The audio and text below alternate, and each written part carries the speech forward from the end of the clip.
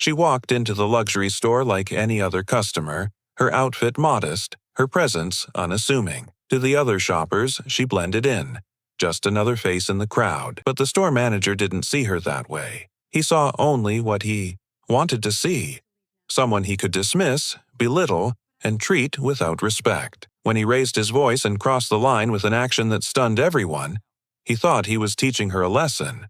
What he didn't realize was that the woman he tried to humiliate wasn't just any shopper. She was the billionaire who owned the entire store. The woman's name was Danielle Williams, a self-made billionaire known only in corporate circles. Unlike the celebrities who flaunted their wealth on magazine covers and red carpets, Danielle carried herself quietly.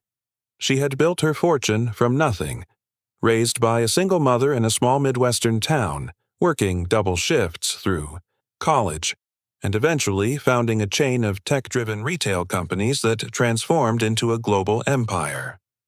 But that day, she wasn't there as a billionaire. She had deliberately left her chauffeur and assistants behind.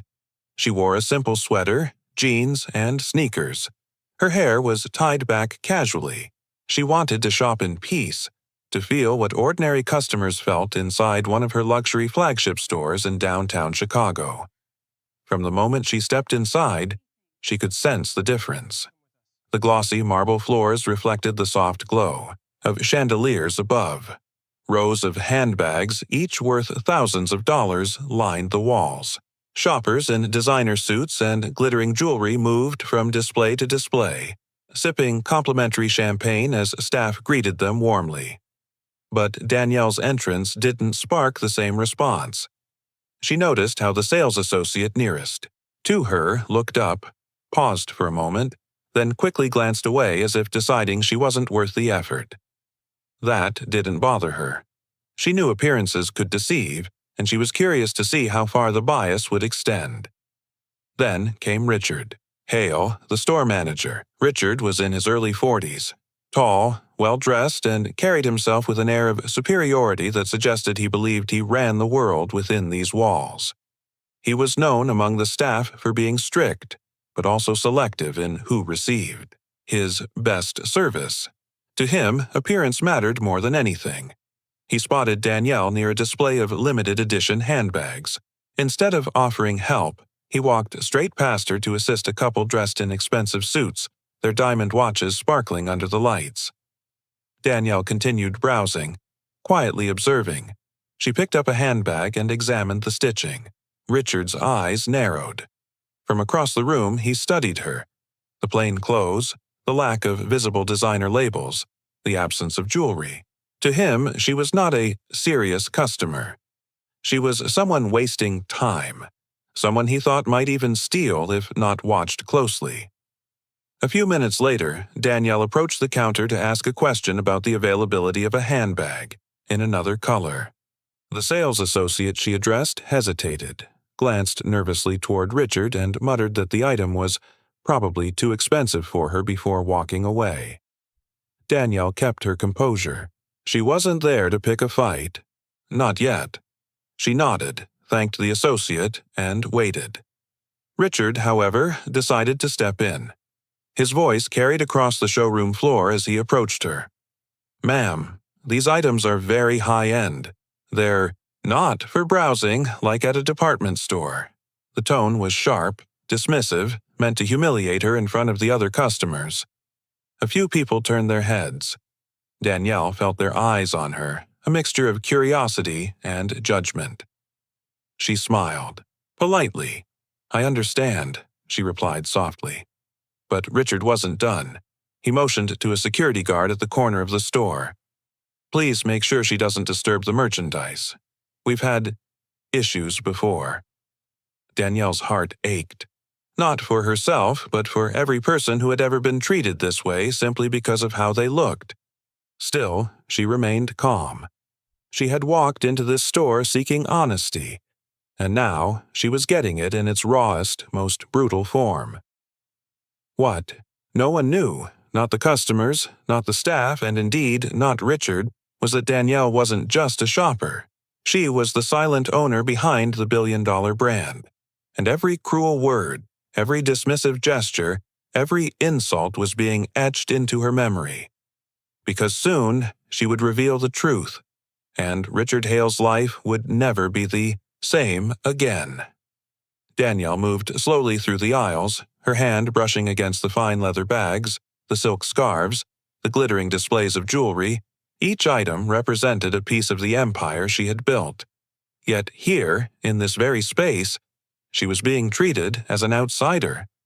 She could hear Richard whispering to one of the associates. His words weren't subtle.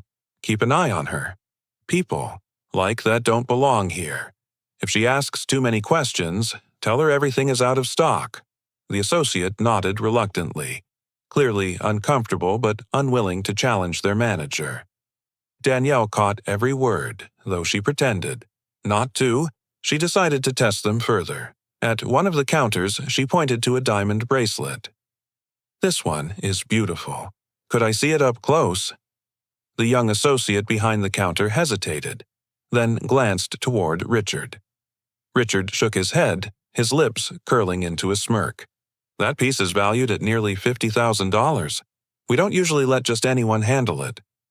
A hush spread through the area. Other customers pretended to browse, but their eyes flicked back and forth between Danielle and the manager. Some looked embarrassed for her, while others seemed entertained, as though this scene was part of their shopping experience.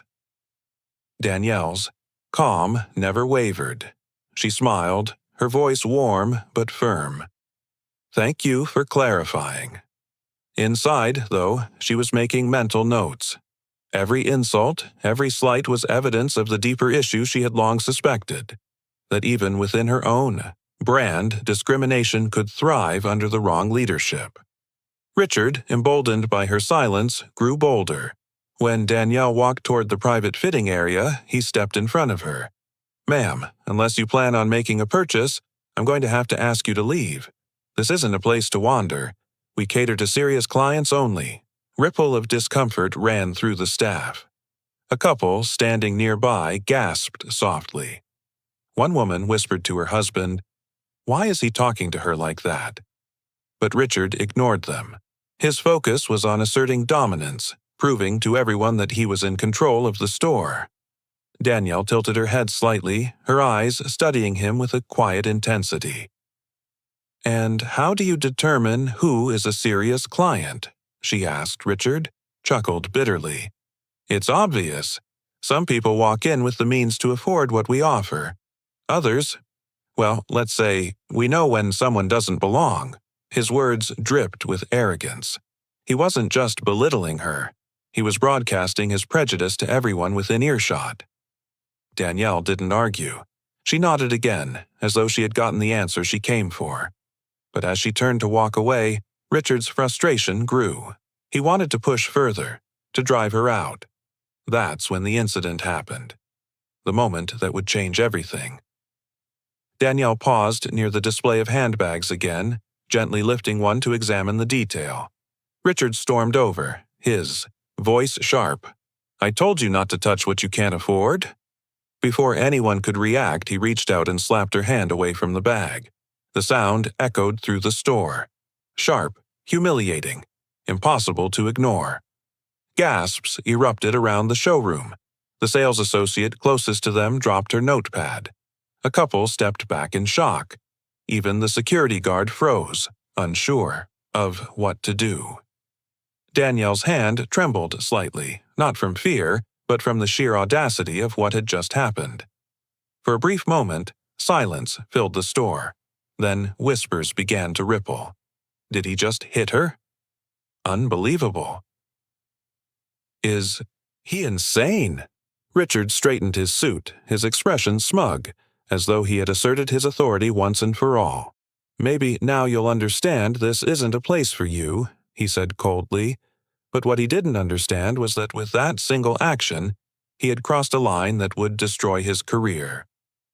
Danielle stood tall, her composure returning, like steel. She didn't raise her voice, she didn't argue. Instead, she looked him straight in the eye and said, "I think I've seen enough." She turned and walked toward the exit, every step measured, every movement deliberate. The staff stared in silence. torn between loyalty to their manager and the instinctive knowledge that something was terribly wrong. Outside, Danielle pulled out her phone. With a single call, everything would change. Back inside, Richard smirked, turning to the other staff. "Back to work, everyone. Don't waste time on people who don't belong." But his confidence was misplaced, because within the hour, the truth of who Danielle Williams really was would come crashing down upon him, and the humiliation he had tried to inflict on her would return tenfold. The next morning, the flagship store in Manhattan looked the same on the outside. Polished glass, gold-lettered signage, and doorkeepers standing tall. But inside, tension was brewing like a storm. At precisely 10 a.m., a black limousine pulled up to the curb. The driver stepped out, rushed to open the door, and Danielle emerged. No longer in the simple clothes she had worn yesterday. This time, she was dressed in a tailored designer suit, her sharp heels clicking against the pavement, her aura commanding respect without a word. Behind her walked two legal advisors and the head of corporate security. Inside the store, the employees whispered nervously as they saw the group approach. Some recognized Danielle instantly now, their faces draining of color. Others looked confused, wondering why a woman of such prominent stature was here. But Richard stood near the counter, arms crossed, wearing the same arrogance as before. He hadn't yet connected the dots. To him, she was just another angry customer making a scene. As Danielle entered, the room seemed to hold its breath. She walked past the displays without glancing at them, her focus steady and unshaken. When she stopped in front of Richard, he smirked. "You again? I thought I made it clear this place isn't for—" He froze mid-sentence as Danielle's legal advisor stepped forward and handed him a document. Richard blinked, glancing at the paper. His lips moved silently as he read the words. Then his eyes darted back up at Danielle. This can't be real," he stammered. Danielle finally spoke, her voice calm but carrying a weight that silenced the entire store. "My name is Danielle Williams. I am the sole owner and majority shareholder of this company. Every display in this building, every contract, every item you sell, it all belongs to me." Gasps filled the air. A couple of associates, actually, covered their mouths with their hands. One whispered, "She owns the store," while another muttered, "Oh my God." Richard's face drained of color, the arrogance melting away into panic. But Danielle wasn't done. "Yesterday," she continued, "you humiliated me in front of staff and customers. You judged me, mocked me, and physically assaulted me, in the very space I built with my own hands. You represent everything I fight against: discrimination, arrogance, and cruelty." Every word hit like a hammer. The staff watched in silence, some nodding quietly, knowing she spoke the truth. Richard tried to recover. "Ms. Williams, I didn't know if I had known who you were." Danielle cut him off with a single sharp look. "That's the problem. Respect should never depend on who someone is. It should exist because they are human. You didn't fail to recognize me as your boss. You failed to recognize me as a person." Her words rippled through the room, touching everyone present. One young associate actually teared up, realizing how often they had stayed quiet while Richard demeaned customers. Danielle handed the document back to her advisor. "Effective immediately, you are terminated. Security will escort you out. Your conduct has no place in my company, or anywhere." The security guard, who had been hesitant the previous day, now stepped forward with confidence. Richard sputtered, protesting weakly, but no one came to his defense. Even the employees who had once feared him stood aside, relief written across their faces. As he was led out, Richard turned one last time, his voice breaking. "This isn't fair. I gave years to this place." Danielle's response was steady. "Fairness left the moment you decided some people were beneath you." Silence lingered as the doors closed behind him. Then Danielle turned to the remaining staff. Her tone softened, but her presence remained strong. Let yesterday be a reminder. Every person who walks through these doors deserves dignity and respect, not because they might be wealthy, not because they might own this building, but because respect is the foundation of humanity. The associates nodded, their expressions thoughtful, almost transformed. They realized this moment was more than the firing of a cruel manager. It was the rewriting of their culture. A few customers who had witnessed the scene clapped softly, the sound spreading until the room echoed with applause. Danielle didn't bask in it. She offered a slight nod and walked toward the exit, her mission complete. Outside, the cameras waiting on the sidewalk caught the moment. News outlets would soon share the story across the nation. Store manager fired after slapping black woman. Turns out she was the billionaire owner. For millions watching at home, it wasn't just entertainment. It was a lesson, a reckoning, and a reminder that justice has a way of finding its voice, even in the unlikeliest places.